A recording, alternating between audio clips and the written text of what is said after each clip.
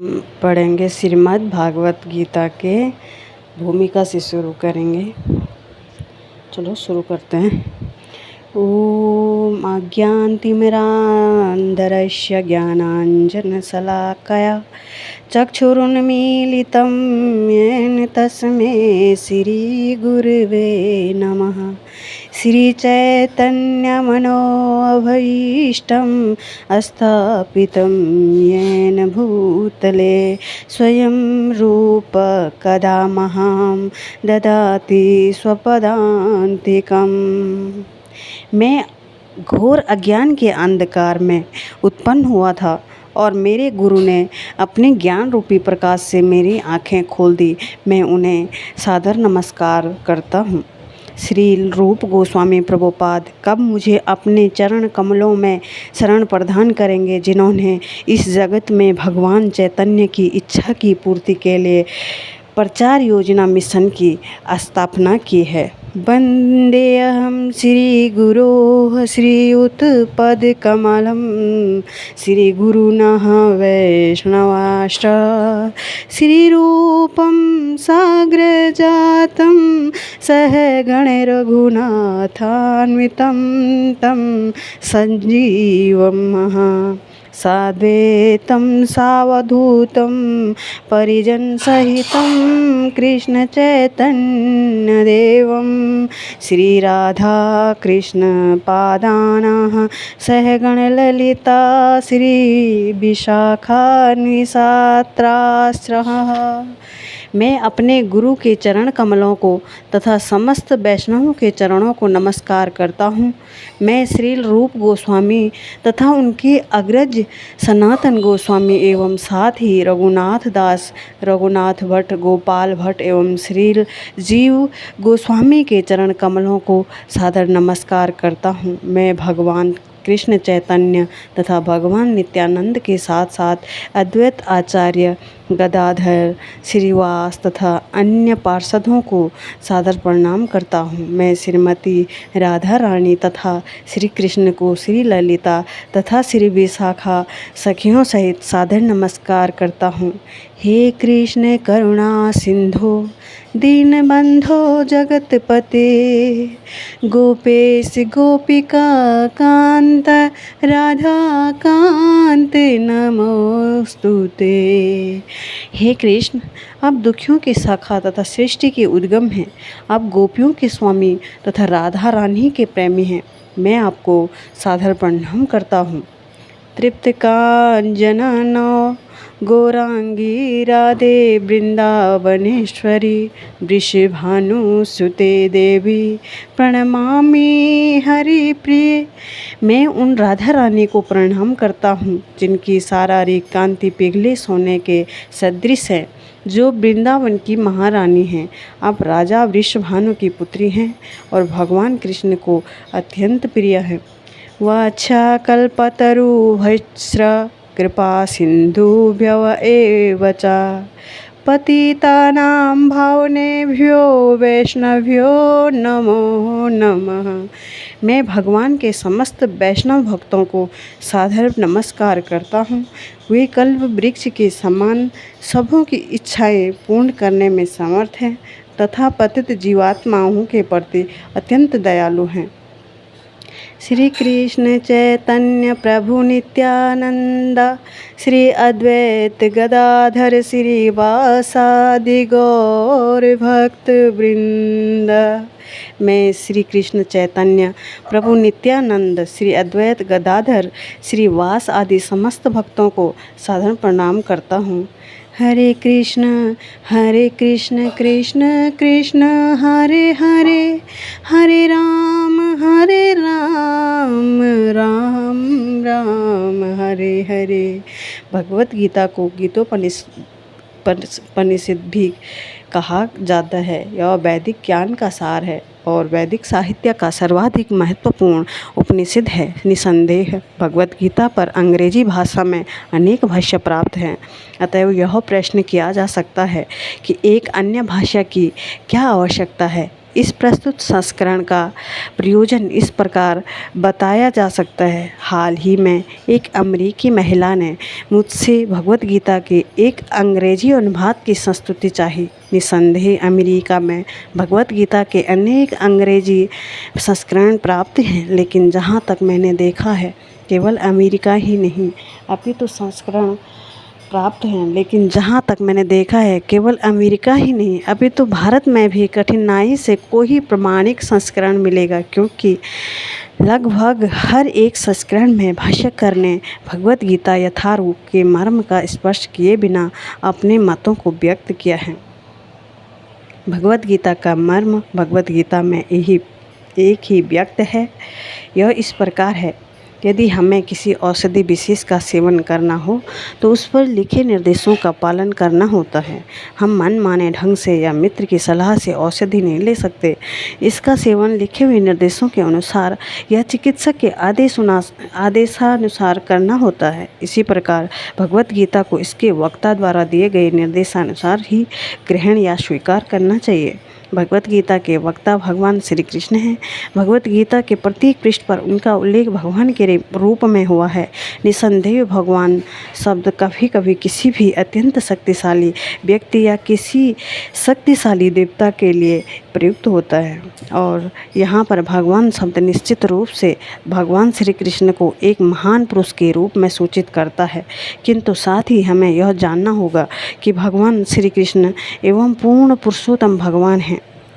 जैसा कि शंकराचार्य, रामानुजाचार्य, माधवाचार्य, निम्बार्क स्वामी, श्री चैतन्य महाप्रभु तथा भारत के वैदिक ज्ञान के अन्य विद्वान आचार्यों ने पुष्टि की है। भगवान ने भी स्वयं भगवत गीता में अपने को परम पुरुषोत्तम भगवान कहा है, और ब्रह्मा संहिता में तथा अन्य पुराणों में, विशेषतया श्रीमद् भागवतम में जो भागवत पुराण के नाम से विख्यात है, वे इसी रूप में स्वीकार किए गए हैं। कृष्णस्तु भगवान स्वयं। अतएव भगवत गीता हमें भगवान ने जैसे बताई है वैसे ही स्वीकार करनी चाहिए। भगवत गीता के 4th अध्याय में भगवान कहते हैं, इमं विवस्वते योगम प्रोक्तवानहं व्ययमः विवस्वान मनवे प्राह मनुरिक्ष्वा कवे अब्रवीत् एवं परंपरा प्राप्तमिमं राजश्रेयो विदुः सको काले नेह महता योगो नष्ट परंतपः स एवायं मया तेद्या योग्य प्रोक्तम पुरातनः भक्ता असि मैं सखा चैती रहस्यम ह्रोतदुत्तमम्। यहाँ पर भगवान अर्जुन को सूचित करते हैं कि भगवत गीता की यह योग पद्धति सर्वप्रथम सूर्यदेव को बताई गई है। सूर्यदेव ने इसे मनु को बताया और मनु ने इसे इक्ष्वाकु को बताया। इस प्रकार गुरु परंपरा द्वारा यह योग पद्धति एक वक्ता से दूसरे वक्ता तक पहुँचती रही, लेकिन कालांतर में यह छिन्न भिन्न हो गई। फलस्वरूप भगवान को इसे फिर से बताना पड़ रहा है। इस बार अर्जुन को कुरुक्षेत्र के युद्ध स्थल में वे अर्जुन से कहते हैं कि मैं तुम्हें यह परम रहस्य इसलिए प्रदान कर रहा हूँ क्योंकि तुम मेरे भक्त तथा मित्र हो। इसका तात्पर्य यह है कि भगवत गीता ऐसा ग्रंथ है जो विशेष रूप से भगवत भक्त के लिए ही है, भगवत भक्त के निमित्त है। अध्यात्मवादियों की 3 श्रेणियां हैं, ज्ञानी, योगी तथा भक्त, या कि निर्विशेषवादी, ध्यानी और भक्त। यहाँ पर भगवान अर्जुन से स्पष्ट कहते हैं कि वे उसे इस नवीन परंपरा, गुरु परंपरा का प्रथम पात्र बना रहे हैं, क्योंकि प्राचीन परंपरा खंडित हो गई थी। अतएव यह भगवान की इच्छा थी कि सूर्यदेव से चली आ रही विचारधारा की दिशा में ही अन्य परंपरा स्थापित की जाए, और उसकी यह इच्छा थी कि उनकी शिक्षा का वितरण अर्जुन द्वारा नए सिरे से हो। वे चाहते थे कि अर्जुन भगवत गीता ज्ञान का प्रमाणिक विद्वान बने। अतएव हम देखते हैं कि भगवत गीता का उपदेश अर्जुन को विशेष रूप से दिया गया, क्योंकि अर्जुन भगवान का भक्त, प्रत्यक्ष शिष्य तथा घनिष्ठ मित्र था। अतएव जिस व्यक्ति में अर्जुन जैसे गुण पाए जाते हैं वह भगवत गीता को सबसे अच्छी तरह समझ सकता है। कहने का तात्पर्य यह है कि भक्त को भगवान से प्रत्यक्ष रूप से संबंधित होना चाहिए। ज्यों ही कोई भगवान का भक्त बन जाता है त्यों ही उसका सीधा संबंध भगवान से हो जाता है। यह एक अत्यंत विशद विषय है, लेकिन संक्षेप में यह बताया जा सकता है कि भक्त तथा भगवान के मध्य 5 प्रकार का संबंध हो सकता है। नंबर 1, कोई निष्क्रिय अवस्था में भक्त हो सकता है। नंबर 2, कोई सक्रिय अवस्था में भक्त हो सकता है। नंबर 3, कोई सखा रूप में भक्त हो सकता है। नंबर 4, कोई माता या पिता के रूप में भक्त हो सकता है। नंबर 5, कोई दंपति प्रेमी के रूप में भक्त हो सकता है। अर्जुन का कृष्ण से संबंध सखा रूप में था। निसंदेह इस मित्रता संख्या भाव तथा भौतिक जगत में प्राप्य मित्रता में आकाश पाताल का अंतर है। यह दिव्य मित्रता है जो हर किसी को प्राप्त नहीं हो सकती। निसंदेह प्रत्येक व्यक्ति का भगवान से सीधा संबंध होता है और यह संबंध भक्ति की पूर्णता से ही जागृत होता है। किंतु वर्तमान जीवन की अवस्था में हमने न केवल भगवान को भुला दिया है, अपितु हम भगवान के साथ अपने शाश्वत संबंध को भी भूल चुके हैं। लाखों करोड़ों जीवों में से प्रत्येक जीव का भगवान के साथ नित्य विशिष्ट संबंध है। यह स्वरूप कहलाता है। भक्ति योग की प्रक्रिया द्वारा यह स्वरूप जागृत किया जा सकता है, तब यह अवस्था स्वरूप सिद्धि कहलाती है। यह स्वरूप की अर्थात स्वाभाविक या मूलभूत स्थिति की पूर्णता कहलाती है। अतएव अर्जुन भक्त था और मैत्री में वह भगवान के संपर्क में था। हमें इस बात पर विशेष ध्यान देना चाहिए कि अर्जुन ने भगवत गीता को किस तरह ग्रहण किया। इसका वर्णन 10वें अध्याय में इस प्रकार हुआ। परम ब्रह्मा परम धाम पवित्रम परम भवानः पुरुषं शाश्वतं दिव्यमादिदेवमजं विभुमः आहुस्त्वा मर्षि सर्वे देवऋषि नारदस्तथा असितो देवलो व्यास स्वयं चैव बव्रीषि मे सर्वमेतद्धृतं मन्येयन्मां यद्वदसि केशव न हि ते भगवन् व्यक्तिं विदुदेवा न दानवा। अर्जुन ने कहा, अब भगवान परम धाम पवित्रम परम सत्य हैं। आप शाश्वत दिव्य आदि पुरुष अजन्मा तथा महानतम हैं। नारद असित देवल तथा व्यास जैसे समस्त महामुनि आपके विषय में इस सत्य की पुष्टि करते हैं और जब आप स्वयं मुझसे इसी की घोषणा कर रहे हैं। हे कृष्ण, आपने जो कुछ कहा है उसे पूर्ण रूप से मैं सत्य मानता हूँ। हे प्रभु, न तो देवता और न असुर ही आपके व्यक्तित्व को समझ सकते हैं। भगवान से भगवत गीता सुनने के बाद अर्जुन ने कृष्ण को परम ब्रह्मा स्वीकार कर लिया। प्रत्येक जीव ब्रह्मा है, लेकिन परम पुरुषोत्तम भगवान परम ब्रह्मा हैं। परम धाम का अर्थ है कि वे सबों के परम आश्रय या धाम हैं। पवित्रम का अर्थ है कि वे शुद्ध हैं और भौतिक कलमश से अरंजित हैं। पुरुषम का अर्थ है कि वे परम भोक्ता हैं। शाश्वतम अर्थात सनातन, दिव्यम अर्थात दिव्य, आदिदेवम भगवान अजम अजन्मा तथा विभुम अर्थात महानतम है।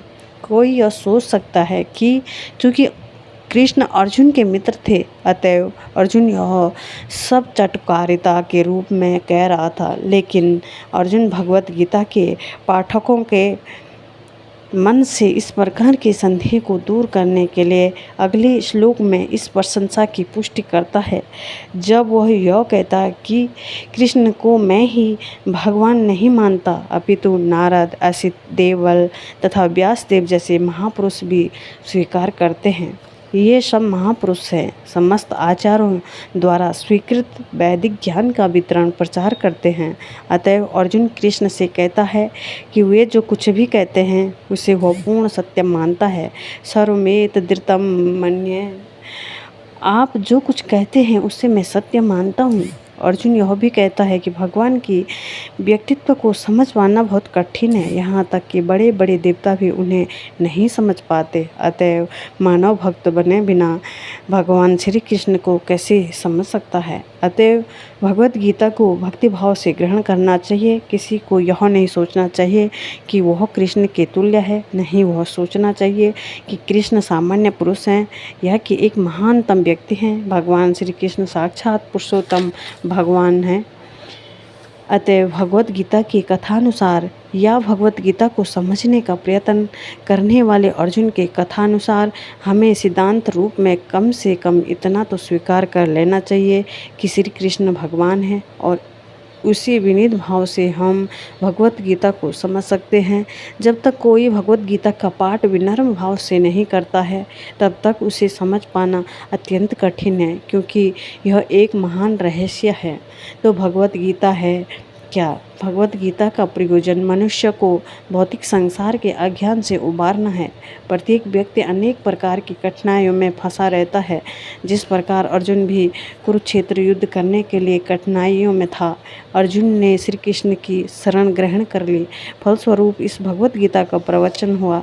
न केवल अर्जुन वरन हम में से प्रत्येक व्यक्ति इस भौतिक अस्तित्व के कारण चिंताओं से पूर्ण है। हमारा अस्तित्व ही अनस्तित्व के प्रवेश में है, पर वस्तुतः हमें अनस्तित्व से पूर्ण है। इससे भयभीत अनिश्चितत्व से भयभीत नहीं होना चाहिए। हमारा अस्तित्व सनातन है, लेकिन हम किसी न किसी कारण से असत में डाल दिए गए हैं। असत का अर्थ उससे है जिसका अस्तित्व नहीं है। कष्ट भोगने वाले अनेक मनुष्यों में केवल कुछ ही ऐसे हैं जो वास्तव में जानने के जिज्ञासु हैं कि वे क्या है और वे इस विषम स्थिति में क्यों डाल दिए गए हैं। आदि जब तक मनुष्य को अपने कष्टों के विषय में जिज्ञासा नहीं होती, तब तक उसे यह अनुभूति नहीं होती है कि वह कष्ट भोगना नहीं अपितु सारे कष्टों का हल ढूंढना चाहता है। तब तक उसे सिद्ध मानव नहीं समझना चाहिए। मानवता तभी शुरू होती है जब मन में इस प्रकार की जिज्ञासा उदित होती है। ब्रह्मा सूत्र में जिस जिज्ञासा को ब्रह्मा जिज्ञासा कहा गया है, अर्थात तो ब्रह्मा जिज्ञासा, मनुष्य के सारे कार्यकलाप तब तक सफल माने जाने चाहिए जब तक वह परम ब्रह्मा के स्वभाव के विषय में जिज्ञासा न करे। अतएव जो लोग यह प्रश्न करना प्रारंभ कर देते हैं कि वे क्यों कष्ट उठा रहे हैं या वे कहाँ से आए हैं और मृत्यु के बाद कहाँ जाएंगे, वही भगवत गीता को समझने वाले सुपात्र विद्यार्थी हैं। निष्ठावान विद्यार्थी में भगवान के प्रति आदर भाव भी होना चाहिए। अर्जुन ऐसा ही विद्यार्थी था। जब मनुष्य जीवन के वास्तविक प्रयोजन को भूल जाता है तो भगवान कृष्ण विशेष रूप से उस प्रयोजन की पुनर्स्थापना के लिए अवतार लेते हैं। तब भी असंख्य जागृत हुए लोगों में से कोई एक होता है जो वास्तव में अपनी स्थिति को जान पाता है, और यह भगवत गीता उसी के लिए कही गई है। वस्तुतः हम सभी अविद्या रूपी बाघिन के द्वारा निगल लिए गए हैं, लेकिन भगवान जीवों पर विशेषतया मनुष्यों पर कृपालु हैं। इसी उद्देश्य से उन्होंने अपने मित्र अर्जुन को अपना शिष्य बनाकर भगवत गीता का प्रवचन किया। भगवान कृष्ण का पार्षद होने के कारण अर्जुन समस्त अज्ञान अविद्या से मुक्त था, लेकिन कुरुक्षेत्र के युद्ध स्थल में वह अज्ञानी बनकर भगवान कृष्ण से जीवन की समस्याओं के विषय में प्रश्न करने लगा, जिससे भगवान उनकी व्याख्या भावी पीढ़ियाँ के मनुष्यों के लाभ के लिए कर दें और जीवन की योजना का निर्धारण कर दें। तब मनुष्य तदनुसार कार्य कर पाएगा और मानव जीवन के उद्देश्य को पूर्ण कर सकेगा। बस आज के लिए इतना ही दोस्तों। अगला अध्याय शुरू करेंगे कल।